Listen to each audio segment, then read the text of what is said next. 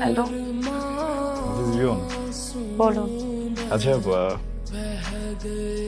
তাজিন বললো তুমি আমার নাম্বার খুঁজছিলে।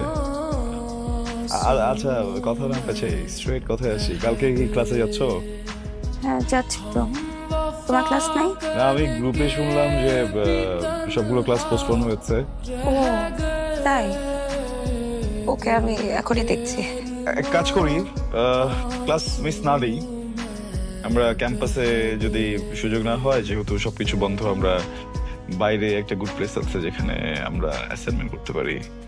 ওকে, আমি সময় মতো চলে আসবো। ওকে। জায়গাটা খুব সুন্দর, কিন্তু এই জায়গাটাকে অ্যাসাইনমেন্টের জন্য পারফেক্ট।